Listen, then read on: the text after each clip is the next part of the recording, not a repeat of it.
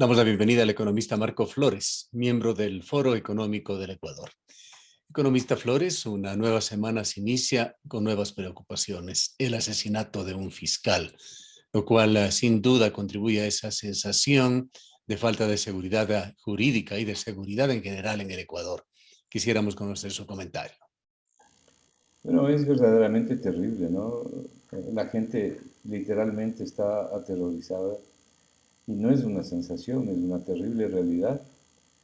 Los crímenes que se cometen en el Ecuador, los asaltos, los ultrajes, todo esto que estamos viviendo de manera insólita desde hace ya un buen tiempo en el Ecuador, algo que no se había visto nunca, Gustavo. El asesinato del fiscal esta mañana en Guayaquil es una de las tantas cosas que le horrorizan al país y que le destruyen por completo la seguridad y la confianza. Pero además, esto, aparte de tener un efecto brutal en la gente, tiene un enorme efecto y perverso efecto en la economía. Las expectativas juegan un papel importante. Si usted a esto le une el manejo tan lamentable que hace de la economía el gobierno, le une a estas expectativas, bueno, ¿cómo podemos avanzar? Tenemos una situación crítica. Yo no digo que el gobierno sea el culpable de la inseguridad que se vive, pero en gran medida tiene responsabilidad. ¿Por qué? Porque ha destruido la inversión y no utiliza, porque no hay los recursos de inversión, los está dedicando a otra cosa. No se destinan recursos para la seguridad, para la salud, para la educación, en la forma y en la proporción que deberían dedicarse. Y continúa acumulando reservas en el Banco Central, mientras literalmente el país se cae a pedazos, no solo en obra pública, en hospitales desabastecidos. Este grave azote de la seguridad, que como le dije, tiene aterrorizado al país, que no le permite trabajar, que no le permite producir. Mire, los empresarios, los emprendedores son diariamente extorsionados. Los asaltos en las calles, los asesinatos, algo nunca visto. Y sin embargo, no se destinan los recursos que deben destinarse porque están siendo acumulados en el Banco Central, en la Reserva Internacional. Es decir, que Vemos, esta crisis de seguridad tendría como uno de sus ingredientes la falta de políticas públicas adecuadas, o si es que éstas existen, su falta de aplicación. claro, este es un problema sin duda de guerra de narcotráfico, sin duda. Pero el hecho de que el Estado y de que el gobierno central no asigne los suficientes recursos para seguridad, bueno, forman cuadros de conjunto verdaderamente terrible. Entonces complica todavía más las cosas. Y esto es lo que estamos viviendo, no solamente a través de los asesinatos diarios, estamos batiendo el récord mundial, sino a través de la inseguridad permanente en todo sentido, en las calles, plazas de la República, los robos, los asaltos, los crímenes. Miren lo que acaba de pasar en la escuela de policía, ¿no? Una cosa verdaderamente terrible con esta pobre señora que hasta ahora está desaparecida, ¿no? Y en general lo que ha venido pasando. Mire la situación de los niños que murieron porque no pudieron atenderse en los hospitales públicos. 68% de la población económicamente activa está desempleada y subempleada. La pobreza golpea a 7 millones de ecuatorianos. Son las propias cifras oficiales. El Ecuador en la última década creció apenas 1.3% en promedio anual. El mundo creció al doble, al 2.6%. El Ecuador con el 1.3% ni siquiera alcanzó a cubrir la tasa de Ya. crecimiento del Explíquenos un Ecuador. poquito mejor esta cifra. Usted dice en la última década, esto sería desde el 2012, pero recordamos que el gobierno de Rafael Correa exhibía altos índices de crecimiento año a año hasta el 2015, cuando la situación se ralentizó. Sí, sin duda alguna, la situación de la economía en el gobierno del expresidente Correa era mucho mejor que en el gobierno de Moreno y ni digamos en el de Lazo. Pero es que en los últimos años hay un deterioro brutal de la economía y llegamos a los índices de los que le estoy hablando, que son cifras oficiales. Yo únicamente utilizo cifras oficiales. Entonces, en el promedio, evidentemente están entrando años anteriores, pero si usted toma el promedio de los últimos 5 años, el crecimiento de la economía en los últimos 5 años. Y si usted saca de ahí, incluso, primero es, el crecimiento es cero, el crecimiento es cero en los últimos 5 años. Y si usted de ahí saca la conclusión fundamental, que significa comparar con la tasa de crecimiento vegetativo de la población, usted encontrará que ni siquiera cubrimos la tasa de crecimiento vegetativo de la población. Es Por decir, que eso, Ecuador va en reversa en lugar de crecer. perdón, Ecuador va en reversa en lugar de crecer, en claro, decrecimiento. no crece lo suficiente. Si la economía no crece lo suficiente, lo que usted está haciendo es, en este caso, hay un crecimiento insuficiente de la economía. No puede salir de los terribles niveles de desempleo y subempleo. No puede generar, por supuesto, nuevo empleo. No puede reducir la pobreza. Ecuador requiere, para generar empleo adecuado y para reducir pobreza, un crecimiento sostenido, sostenido que eso se mantenga en el tiempo, de al menos 5% anual del PIB. Y como les digo, en el promedio, en los últimos 5 años, no ha crecido, no solo que no ha crecido al 5%, sino que no creció simplemente. El crecimiento es cero, cero en promedio. Si usted saca el año 2020, que fue el año de la contracción, de menos 7,8%, y usted saca el año 2021, que fue el año del rebote producto de esa contracción, usted verá que el crecimiento económico es apenas 1,1. Tampoco cubre el crecimiento vegetativo de la población. Y la razón es bien simple, no hay inversión pública. Y la inversión internacional literalmente ha desaparecido del Ecuador. Ha desaparecido, entre otras razones, por los excesivos impuestos que hay en el país y por este tipo de violencia que usted está viendo. Si nosotros los ecuatorianos estamos aterrorizados, póngase a pensar en un extranjero que quiere invertir en el país y que quiere sentar raíces en el país. ¿Usted cree que va a venir acá? Se ¿Cuáles va a son, correr. cuáles son, economista Flores, esos índices e indicadores que más le preocupan, que podrían tener una relación directa sobre lo que está pasando en materia de seguridad, en falta de seguridad jurídica en el país? La destrucción de la inversión, la destrucción de los recursos dedicados a la inversión. Mire, le voy a decir algo que es verdaderamente insólito. El día de ayer yo estaba revisando las metas del Ecuador con el Fondo Monetario y al mes de agosto, que son las últimas cifras, es lo más nuevo que hay al mes de agosto, el Ecuador tiene un presupuesto general del Estado codificado de aproximadamente 35.000 millones de dólares. Y al mismo mes de agosto, el presupuesto pagado, es de alrededor de 21.000 millones de dólares. ¿Usted piensa, Gustavo, que se van a girar los 14.000 millones en los 4 meses, 14 días que falta que termine el año? Esta es la razón por la cual hay una subutilización de recursos, hay una subejecución presupuestaria.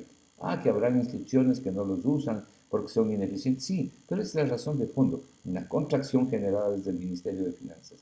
En algún programa anterior yo le decía lo que le pasó a su paisano, que estuvo en el Ministerio de Obras Públicas, cuando renunció dijo, hay proyectos por 700 millones en obra pública, pero no me quitan la plata, no puedo trabajar, me tengo que ir. Bueno, eso pasa en varios de los 21, 23 sectoriales que tiene el presupuesto del Estado. Y por supuesto, cuando usted mira lo que está pasando en salud, de los niños que murieron por falta de atención en hospitales públicos, los ancianos que están desesperados pidiendo ser atendidos, los hombres y mujeres que están luchando en los hospitales públicos, en los colegios y universidades públicas, y que por falta de recursos no pueden ser atendidos. Mientras tanto, ¿qué hace el gobierno, Gustavo? Acumula recursos en la Reserva Internacional, 9.000 millones de dólares, que es una reserva excesiva, excesiva, porque los fanáticos de la economía que dirigen, por no calificarlos de otra manera, que dirigen este país, consideran que hay que tener una reserva que cubre el 100% de los pasivos.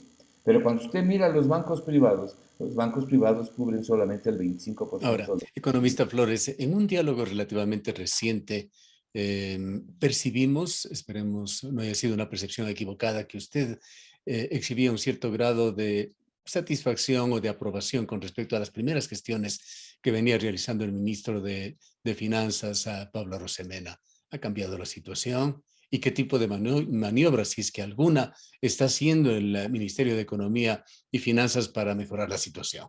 No, no, yo jamás he estado satisfecho con las gestiones del ministro Rosemena.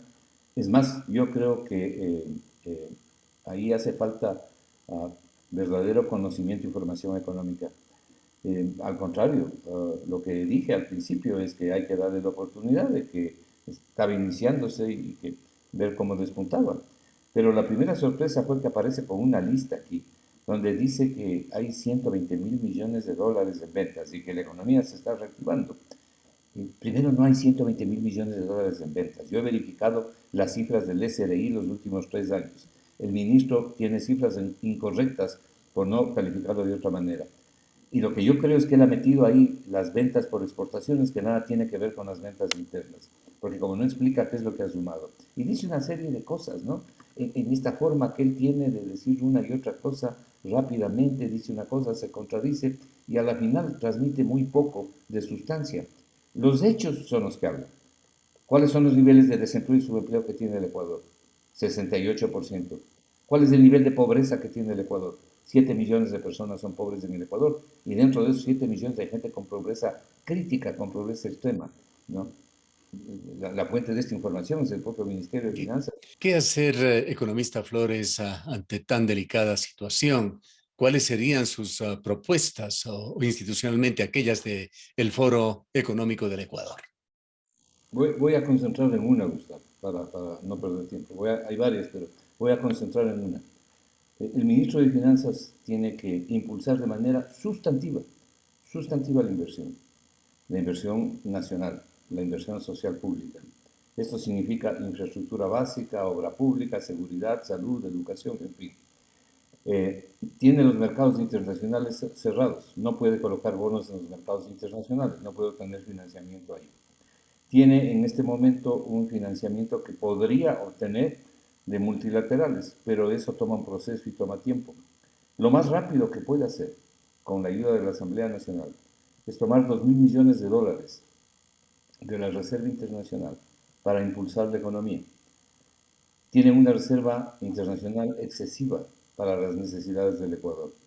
En el siglo XXI, no, estos economistas tienen que entender que las reservas no pueden llegar al 100% de los pasivos del Banco Central.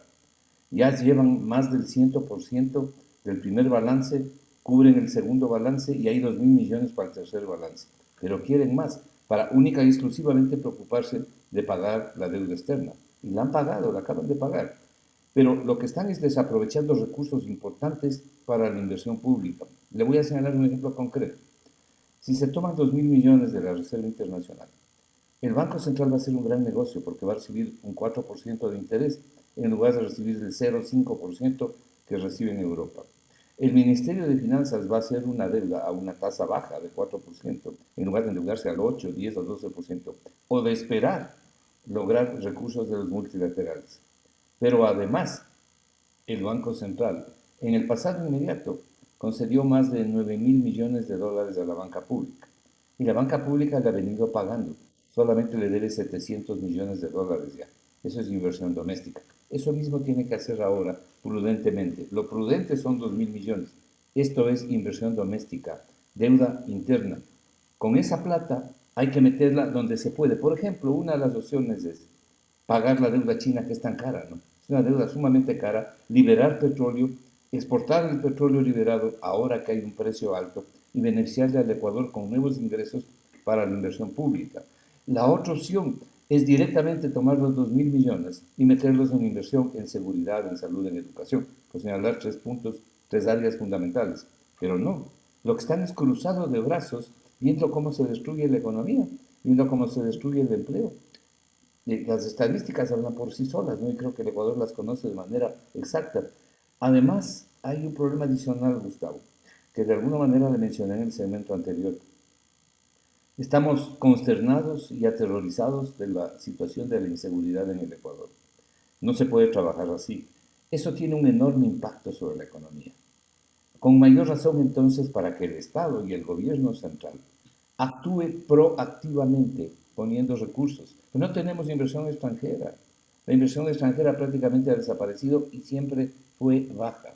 Entonces hay que acudir a la inversión nacional a hacer todo lo contrario de lo que está haciendo el ministro de Finanzas.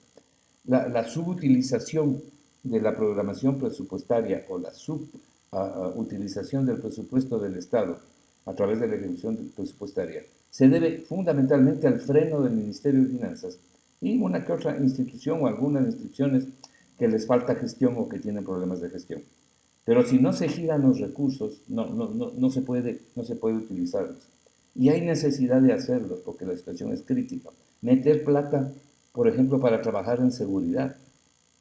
Y finalmente concluyo con esto. El ministro de Finanzas tiene que olvidarse de esta desesperación que él tiene en sus anuncios, ¿no? Yo no sé incluso si es que él los entiende perfectamente, pero esta desesperación que tiene de al final de año dice tener un déficit de alrededor de un 2%. No puede tener 2%, debe tener al menos entre 3 y 3,1% para no asfixiar la economía, no liquidar la inversión y no liquidarnos a los ecuatorianos. Y el próximo año, él está hablando de un presupuesto base cero. No sé si entiende lo que significa el presupuesto base cero. El Ecuador no tiene ninguna capacidad de entrar a hacer el presupuesto base cero. Ni siquiera tenemos crecimiento económico y está hablando de un presupuesto base cero.